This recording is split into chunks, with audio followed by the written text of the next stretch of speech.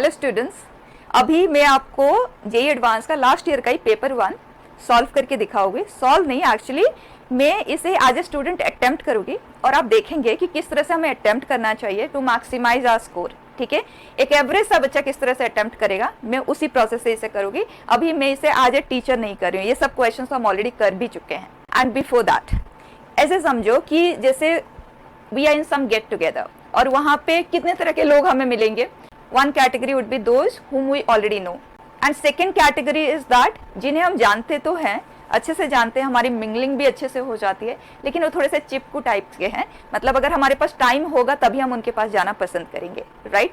Then third category is completely stranger, ठीक। And fourth category would be जिनके साथ हम बिल्कुल भी गेट अलॉन्ग अच्छे से हो ही नहीं पाते हैं। यही 4 कैटेगरी के लोग हमें मिलते हैं और क्वेश्चंस भी हमें यही 4 कैटेगरी के ही मिलते हैं। 1 that we are very comfortable, we can do them very easily. Second category हम कर तो सकते हैं लेकिन थोड़ा लेंथी जाएगा। Third category हमें बिल्कुल भी उसके बारे में कुछ नहीं पता है। Fourth category we are not at all comfortable. अब आप बताएं आप किस ऑर्डर में इन्हें करना चाहेंगे। Exactly in the same order as I told, क्योंकि stranger से interaction is much better than interaction with a person whom we do not get along well, right? लेकिन अगर कोई चॉइस ही नहीं होगा हमारे पास, then we'll try to interact. ठीक है, तो क्वेश्चन के अटेम्प्टिंग स्टाइल में भी बिल्कुल हमें यही चीज फॉलो करना है। तो सबसे पहले हम पूरे पेपर में ना जो टाइप 1 के क्वेश्चन है, जो हमें पता है, उस तरह के क्वेश्चन डेफिनेटली 4 to 5 तो हर पेपर में आपको मिल जाएंगे। ठीक है, उन क्वेश्चंस को कर लेंगे ताकि हम बिल्कुल रिलैक्स हो जाएं कि we are in the qualifying list. उसके बाद अपने स्कोर को बढ़ाने के लिए आगे फिर हम टाइप 2, टाइप 3 इन क्वेश्चंस को अटेम्प्ट करेंगे depending on the time that we are left with. लेकिन टाइप 1 के क्वेश्चन में बिल्कुल भी टाइम नहीं लगेगा। ठीक है, बिल्कुल इसी तरह से हम प्रोसीड करते हैं। अभी मैं कुछ भी आपको एक्सप्लेन नहीं करने वाली हूँ, आपने सिर्फ देखना है मुझे कि मैं अटेम्प्ट किस तरह से कर रही हूँ। ठीक है, let's just go ahead. This section has 3 questions, 4 option, 1 और more correct type. Partial marking है, इसका मतलब जितना आता है हम कंफर्टेबली उन्हें कर सकते हैं। आगे बढ़ते हैं। First question is based on functions and infinitely many function from S to T. दोनों सेट हमारे पास है तो ये तो मैं इजीली कर सकती हूँ, अभी कर लेती हूँ इसे। और number of functions from S to T होता है एन ऑफ टी पावर में n of S. N of T है 4 और यह है इनफाइनाइट, तो 4 power infinity that is infinity. ये ऑप्शन तो है correct. They are infinitely many strictly increasing functions from S to T. Strictly increasing बनाने के लिए जैसे जैसे इनपुट इंक्रीज होता है तो आउटपुट भी इंक्रीज होना चाहिए। तो इस तरफ नंबर ऑफ एलिमेंट्स, इसके नंबर ऑफ एलिमेंट्स से तो ज़्यादा ही होना चाहिए, लेकिन कम है तो स्ट्रिक्टली इंक्रीजिंग तो बन ही नहीं सकता। The number of continuous functions from S to T is at most 120। Continuous अगर बनाना है क्योंकि आउटपुट में कॉन्टिन्यूटी नहीं है, तो क्लियर हो गया कि हर एक इंटरवल का वैल्यू एक सिंगल वैल्यू पे ही जाना चाहिए, तब ये पॉसिबिलिटी है। दैट मीन्स ये सारे के सारे values can map to any of this 4 and this any of this 4 and this any of this 4। So this is 4 cube 64, so is at most 120 correct है। Every continuous function from S to T is differentiable. जो कोई भी continuous होगा और differentiable तो होगा ही, क्योंकि constant की तरह ही तो बिहेव कर रहा है ना, 0 से 1 में कांस्टेंट है, कांस्टेंट है। Yes, very correct.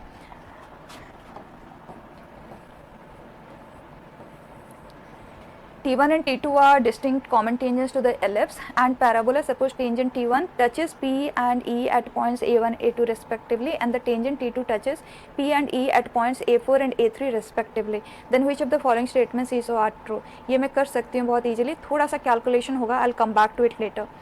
Then उसके बाद ये जो question है, ये तो भाई ग्रीन रीजन, रेड रीजन, बहुत कुछ तामझाम है, ग्राफ भी बनाना पड़ेगा इसे स्टडी करने के लिए, इसको तो हम एंड में रखेंगे।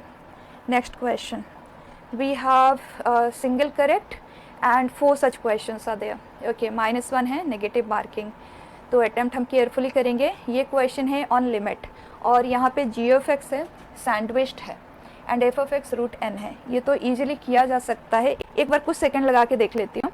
x टेंस टू 0 है, 0 पे ये 0 है, 0 to 0 ये भी 0 है। g of x है, वो सैंडविच है बिटवीन 0 एंड 0, तो ये 0 होगा, तो ये वैल्यू 0 को अप्रोच कर रहा है। And f of x root n है, x इज अप्रोचिंग 0। जब x 0 को अप्रोच कर रहा है तो n इन्फिनिटी को अप्रोच कर रहा है, एंड इन्फिनिटी के लिए ये दोनों बिल्कुल सेम ही है, ऑलमोस्ट इक्वल है, तो हम x को 1/n या 1/n+1 कंसिडर कर सकते हैं। 1/n ही ले लेते हैं, तो x अगर 1/n है तो n 1/x होगा, तो हम इसे 1/√x कंसिडर कर सकते हैं। और x टेंस टू 0 पे ये बन जाता है इन्फिनिटी, तो इन्फिनिटी इंटू 0 फॉर्म का क्वेश्चन है।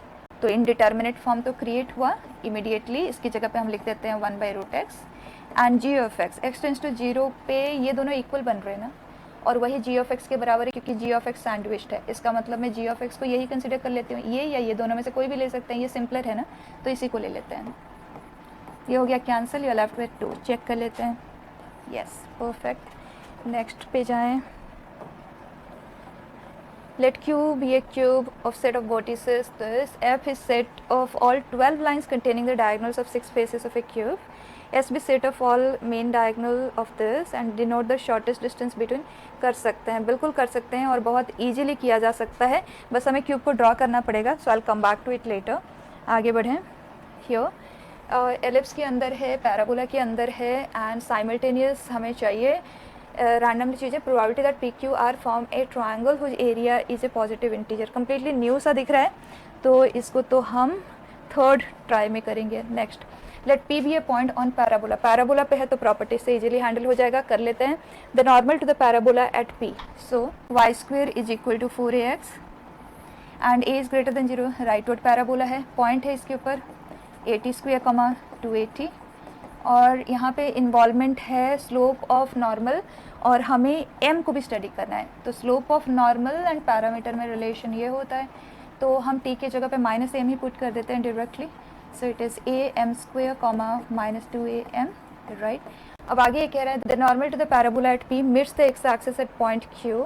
ये चीज़ तो मैंने याद ही रखा है, डायरेक्टली नॉर्मल जहाँ मीट करती है ये a, 0 है, तो ये 2a + 80 स्क्वेयर, 0 है, राइट।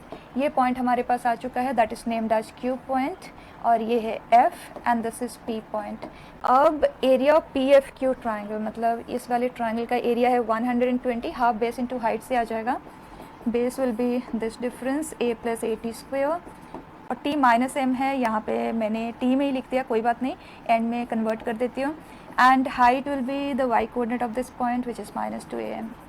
और एरिया की बात हो रही है तो मॉड्यूलस ले लेते हैं, दिस इज़ 120। ये 2 इसे कैंसिल कर दिया और ये भी m में ही लिख लेते हैं, 1 + m square and here we have a × m। अब मॉड की ज़रूरत नहीं रही क्योंकि a एंड m सारे पॉजिटिव है, ठीक है, मॉड को हम रिमूव कर देते हैं।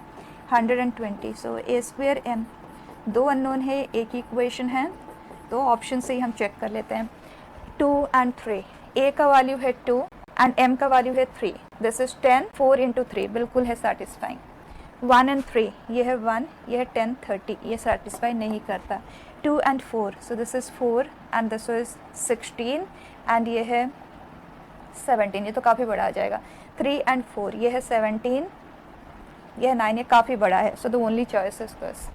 आगे बढ़ जाती हैं, फिर हमारे पास आ गया next category, that is 6 questions are there, non negative integer answer आना है और इसमें नेगेटिव मार्किंग नहीं है, मतलब डाउट भी है तो मैं अटेम्प्ट कर सकती हूँ, कोई दिक्कत नहीं है। ये इक्वेशन बेस्ड, ये तो एक स्टेप में ग्राफिकली आंसर हो जाना है, तो साथ में कर लेती हूँ मैं अभी। This is 2 cos square x का square root and √2 mod cos x, yes, and √2 tan inverse of tan x। इसका ग्राफ तो मुझे पता ही है, √2 टाइम्स करना है बस, और वैसे भी दोनों तरफ से √2 तो हो जाता है cancel. And mod cos x का ग्राफ मुझे लेना है -3π/2 से 3π/2 के बीच में, ठीक है। सो हियर -3π/2 एंड 3π/2 और इसका graph tan inverse of tan x का graph y is equal to x line, here, यहाँ ये है एंड यहाँ पे ये है, पीरियोडिक है ना ये, तो हो गया। अच्छा, मैं इसको ऐसे भी कर सकते थे कि इसका पीरियड तो पाई है, इसका भी पीरियड पाई है, तो बस इसमें हम ले लेते हैं 1 सोल्यूशन और हर पाई इंटरवल पे एक सोल्यूशन आएगा, 3 सोल्यूशंस, परफेक्ट है। तो ये भी हो गया। नेक्स्ट है n is greater than equal to 2 be a natural number, f 0 to 1 में है, रियल नंबर्स फंक्शन है। क्वेश्चन किसके ऊपर बेस्ड है? Area is 4 then maximum value of the function. Function एक बार मैं चेक कर लेती हूँ किस टाइप का है। लीनियर है, लीनियर लीनियर लीनियर, मतलब ग्राफ बना के फटाफट हो जाने वाला क्वेश्चन है, कर लेते हैं। एफ ऑफ एक्स, एक्स 0 से 1/2n के बीच में, y is equal to n times of 1 minus 2nx। Straight line है तो बस ये दो वैल्यूज पुट करते हुए पॉइंट्स मिल जाएंगे, ठीक है। 0 हमने पुट किया तो ये आ गया n, एंड 1/2n पुट किया तो ये 1 minus 1, so that is 0। Okay, next branch पे 1/2n पे ये हमें वैल्यू दे रहा है 0, यहीं से जाएगा। एंड 3/4n, हमने यहाँ 3/4n, ओके, कोई गलती ना हो एकदम carefully. So this is 2, so this is half, और ये है n, परफेक्ट है। तो 3/4n, n, ये आ गया।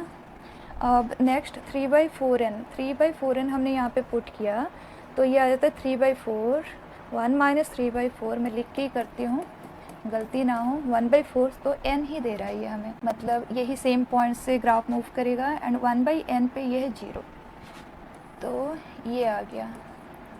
आगे लास्ट ब्रांच 1/n पे ये 0 है, एंड 1 पे ये होगा n-1, ये इसे करेगा कैंसिल n। सिंपल सिचुएशन है बिल्कुल। ये हो गया 1, n।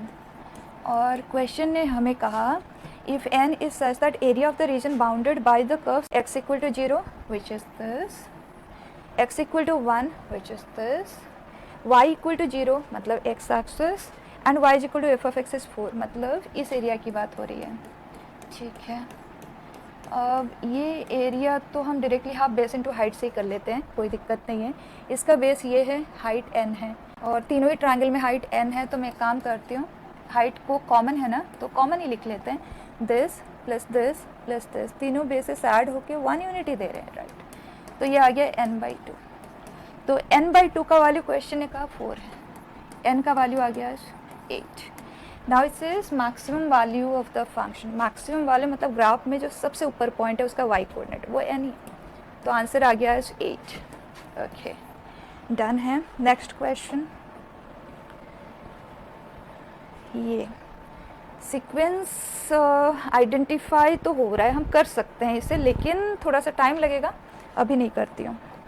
नेक्स्ट, ये है set of complex numbers, if a contains exactly 1 positive integer n, then value of n is. दो कॉम्प्लेक्स नंबर का रेशियो एक इंटीजर मिले कब पॉसिबल होगा? एक केस या तो ये दोनों ही प्योरली रियल हो, मतलब ये 0 हो जाए और ये 0 हो जाए, लेकिन दोनों साइमल्टेनियसली 0 तो बन ही नहीं सकते ना, साइन थीटा 0 होगा तो कॉस थीटा नॉन 0 आएगा, ये 0 होगा, तो इसका मतलब दोनों प्योरली रियल तो बन ही नहीं सकते। अब और क्या पॉसिबिलिटी है भाई, ये दोनों डिवाइड हो जाए और हमें पॉजिटिव इंटीजर दे, इसका मतलब इसका एग्जैक्ट मल्टीपल ये होना चाहिए, अदरवाइज तो पॉसिबल हो ही नहीं सकता। तो एग्जैक्ट मल्टीपल के लिए 1967/7 must be equal to 1686 sine theta upon -3 cos theta.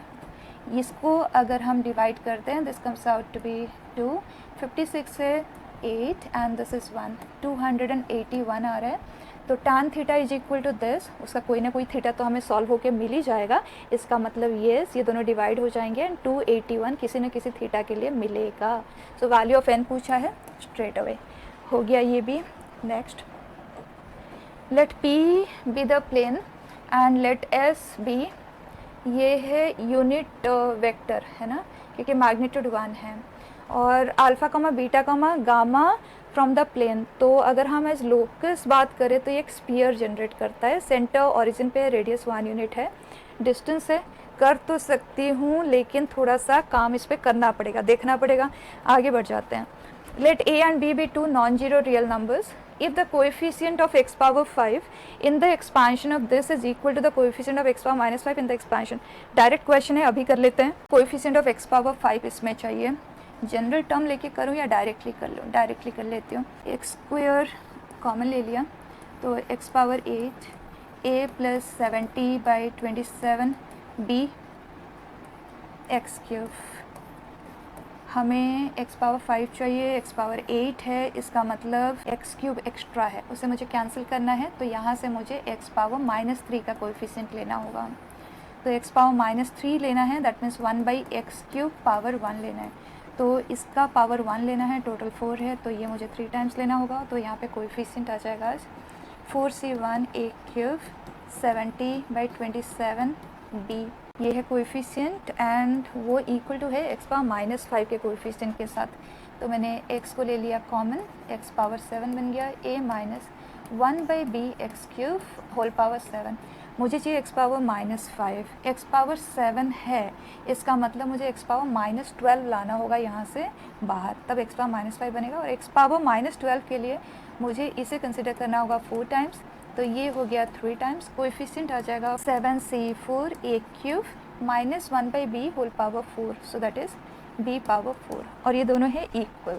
तो 7c4 is 7 into 6 into 5 upon 6, और ये है a cube by b power 4। कुछ सिंप्लीफाई हो सकता है क्या? ये तो 4 है, इसका कुछ नहीं हो सकता। a क्यूब, क्योंकि a and b are non zero real numbers, तो ये तो हो जाता है कैंसिल, परफेक्ट है। ये भी हो जाएगा कैंसिल, तो यहाँ रह जाता है b क्यूब। यहाँ 7 है, इसको कर देते हैं हम कैंसिल, 5 को हम कर देते हैं कैंसिल, तो यहाँ रह जाएगा 2, 4 इंटू 2 8, 8/27 इज़ 1/b क्यूब, ठीक है। सो b क्यूब इज़ 27/8, b का वैल्यू आ गया आज 3/2। क्या पूछा है? 2 भी पूछा है, 3, परफेक्ट है। यस, नेक्स्ट ये है next section, okay. It is 4 matching list sets, okay. Each set has one multiple choice question, perfect. Each set has 2 lists, list 1 and list 2, okay. Multiple choice वाली matching है and negative marking भी है, तो carefully करना है। First question जो कि system of linear equation के ऊपर बेस्ड है, कितने मार्क्स का क्वेश्चन है? 3 मार्क्स का क्वेश्चन है, corresponding to the correct combination. एक सेकेंड, हम ऑप्शंस भी देख लेते हैं। इसमें 3, 3, 2, 2, यहाँ 2, 2, 1, 1, 1, 5, मतलब जिस तरह के ऑप्शंस है, अगर हम कोई भी 2 ऑप्शन को कर लेते हैं तो काम हो जाएगा, ओके। तो अभी कर लेते हैं, है ना। एटलीस्ट यूनिक सोल्यूशन वाले केस तो हम कर ही सकते हैं। So here coefficient determinant value 1, 2, 1, 1, 0 alpha and 2, -3 beta. इसका वैल्यू सिंप्लीफाई होके 1 इंटू 10 3 अल्फ़ा, थोड़ा केयरफुली साइन में गलती हो सकती है। So this is beta -2 alpha and then 1 -3, okay. अब यूनिक सोल्यूशन वाला केस फटाफट कर सकते हैं। ये नॉन जीरो कब आएगा? when 3 alpha -2 beta plus 4 alpha, तो 7 अल्फ़ा हो गया, ये -3, ओके। एक बार ऑप्शंस भी देखते हैं। बीटा इज़ रिटन, परफेक्ट जा रहे हैं। So 2 beta is equal to 7 alpha -3, not equal to वाला केस है। So beta is not equal to half 7 alpha -3। तो अगर ये हो जाता है ना, तो irrespective of this unique solution तो कन्फर्म्ड है। तो इन दोनों केसेस में यूनिक सोल्यूशन तो आना ही है, आना है। अब इंटरेस्टिंग पार्ट यहाँ पे कुछ ऐसे बन रहा है कि वो यूनिक सोल्यूशन को हो सकता है आइडेंटिफाई करना पड़े, तो आइडेंटिफाई कर लेते हैं। सबसे पहले यहाँ alpha is 1, gamma is not equal to 28 है, यहाँ दोनों में इक्वलिटी है, इसी केस से ही बिगिन कर लेते हैं। तो अल्फ़ा की जगह पे 1, गामा की जगह पे 28। सोल्यूशन को सॉल्व करना है, मैनुअल सॉल्विंग से ही कर लेते हैं। x + 2y + z is equal to 7 and alpha is 1, so x + z is equal to 11 and 2x - 3y, क्योंकि अल्फ़ा अगर 1 है यहाँ पे पुट करते हैं, तो beta is not 2, okay. Beta का वैल्यू 2 नहीं हो सकता है ना, ये सेटिस्फाइंग है, तो 2 नहीं हो सकता, कुछ भी होगा ये। एंड दिस इज़ 28, ठीक है। अब हम एलिमिनेशन से कर लेते हैं। इन दोनों को सब्ट्रैक्ट करते ही x एंड z तो वैसे ही हट जा रहा है, ठीक है। इन दोनों को हमने किया सब्ट्रैक्ट, तो 2y is -4, y is -2 and देख लेते हैं y इज़ -2, तो ये ऑप्शन तो वर्कआउट नहीं करेगा, इसी का चांस है। अब चेक कर लेते हैं, तो उसके लिए मैं इसे एग्जैक्टली सॉल्व करूँ क्या? ये तो यही कह रहा है एज ए सोल्यूशन, है ना, पुट ही कर देती हूँ। 11 -2 एंड 0, 11 -2 0, फर्स्ट तो सेटिस्फाइंग है। 11 -2 एंड 0, ये भी सेटिस्फाइंग है। 11 -2 and 0, so this is 22 -2 and this is 0 is equal to 28, satisfying है। इसका मतलब इसके कॉरेस्पॉन्डिंग तो ये एज ए सोल्यूशन है, राइट। तो देख लेते हैं क्या हम इसी के हेल्प से आंसर कर सकते हैं। तो आगे हमें सॉल्व करने की ज़रूरत ही नहीं है, मुझे आता तो है सॉल्व कैसे करना है। So here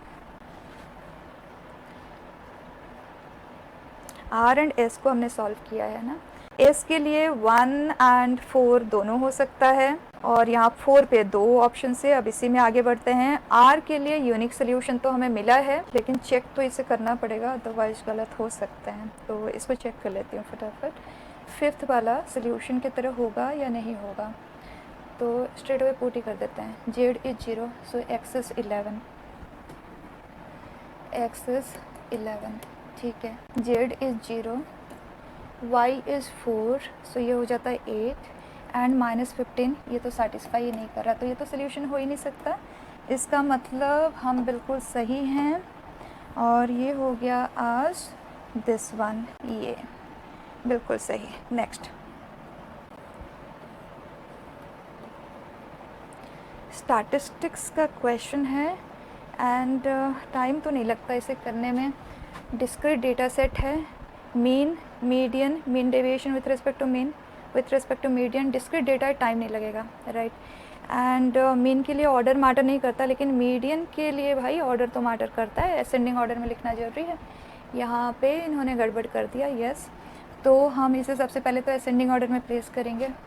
so we have x i f i, x i ascending order में 3 के साथ 5, देन वी हैव 4, और उसके बाद है 5 के बाद फिर है 8 के बाद है 10 एंड 11, ठीक है। मीन चाहिए सबसे पहले, एक्स आई एफ आई, ये आ गया 15, ये है 16, ये है 20, ये है 16, ये है 20 और ये 33। ऐड कर देती हूँ, this is 40 and this is 32, so 72, and ये दोनों साथ में मिलके बनाते हैं 48, 72 एंड 48, एंड दैट इज़ 120। फिर भी चेक कर लेती हूँ, 72 एंड 48 आया ना, so yes it is. And summation F I, this is 5 and 4, this is 10, 15 and 20. So x mean है 120/26 it is. So mean is 6, correct है। The median of the above data set, पहले ये वाला कर लें, the mean deviation about the mean of the above data set। लेकिन एक बार option भी चेक कर लेती हूँ ना, this is 3, p के लिए 3 इन 3 में है, राइट। तो q या r कोई भी एक को सॉल्व करके हमें आंसर मिल जाएगा। किसे सॉल्व करें, मीन डेविएशन कर लेते हैं। सो एक्स आई माइनस एक्स मीन, ये हमें देगा, एक्स मीन तो 6 है ना, तो 6 - 3, 3, 2, 1, 2, 4, 5। सो F i x I minus x mean, F I है 15, 8, 4, 4, 8, 15, 30 है, 12 है, 24 है, 30 + 24, 30 + 24, 54 ही है ना। सो 54/20, 27/10, ये हमें देता है 2.7। We have it, that is 4th है ना। और ये हमने सॉल्व किया है आर के लिए। आर के लिए आ रहा है 4 एंड पी के लिए है 3, 3, 4 यहाँ पे तो ठीक है, यहाँ पे नहीं। So only option possible. बहुत अच्छा। नेक्स्ट अब देखते हैं, नेक्स्ट सिचुएशन है L1 एंड L2 भी लाइन्स, दो लाइन की इक्वेशन है। X भी set of all planes H that contain the line L1 for a plane H, let D of H denote the smallest possible distance between the points of L2 and H। कर सकते हैं, इसको कर सकते हैं, लेकिन बाद में करोगे। आ जाते हैं नेक्स्ट पे, कॉम्प्लेक्स नंबर। ओके, उसमें जो इक्वेशन गिवन है वो भी एडिशन सब्ट्रैक्शन में है, और इमेजिनरी पार्ट के कंपेरिजन फटाफट हो जाएगा। इसको कर लेते हैं। So Z as x + iy, x² + y² का square root whole power, and this is 2x + iy का square, x² - y² + 2ixy। Okay, and this is 4x - iy and -8। Real part को कंपेयर करें, 3/2, 2i सिर्फ x² - y² + 4x - 8 should be 0, and at the same time imaginary part है 4xy and -4y। ये simple है, इसी से begin करती हूँ। सो 4y कॉमन आया, x - 1, तो यहाँ से y इज़ 0 और x इज़ 1। देखते हैं दोनों केस लेना है या कोई एक ही लेना है। क्वेश्चन ने कुछ तो बताया होगा यहाँ पे। Yes, let the imaginary part of z be non zero, ये रूल्ड आउट है। एक्स इज़ 1 यहाँ पे पुट कर देती हूँ। Okay, x is 1 plus y square power 3/2। X is 1 तो ये आ जाएगा 2 माइनस 2y स्क्वेयर।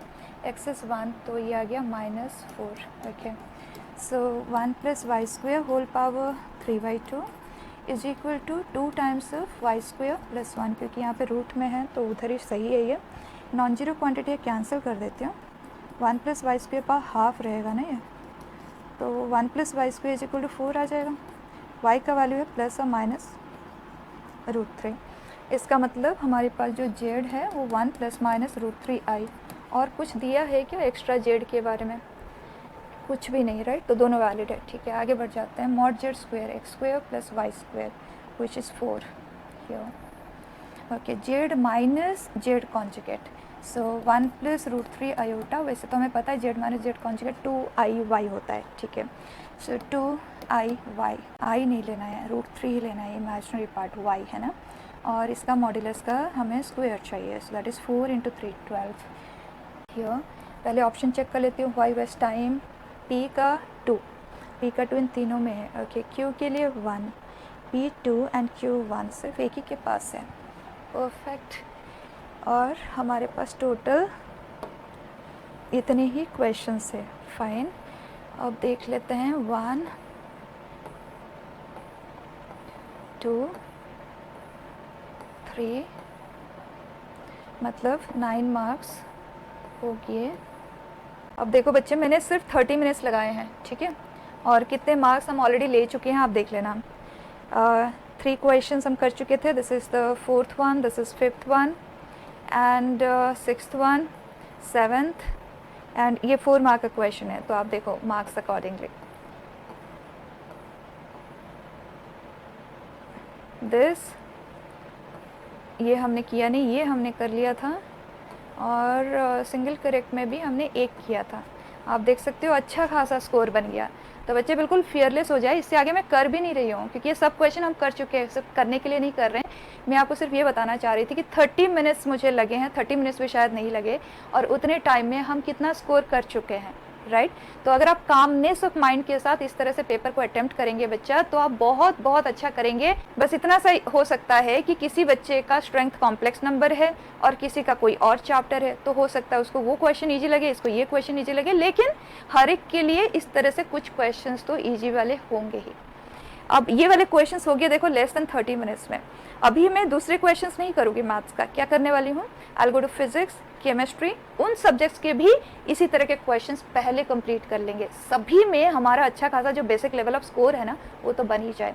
उसके बाद will come back to maths and do type 2 questions, वो भी तीनों सब्जेक्ट में करेंगे। उसके बाद come back to 3rd type of question. ठीक है, एग्जैक्टली इसी तरह से बच्चे पेपर को अटेम्प्ट करना। बिल्कुल फियरलेस हो जाओ। अभी इस स्टेज में नॉलेज मैटर नहीं करता, all what matters is planning during the exam. ठीक है, अगर आप उसे सही तरह से हैंडल कर लेते हो, होना ही है होना है। ठीक है बच्चा, so all the very best.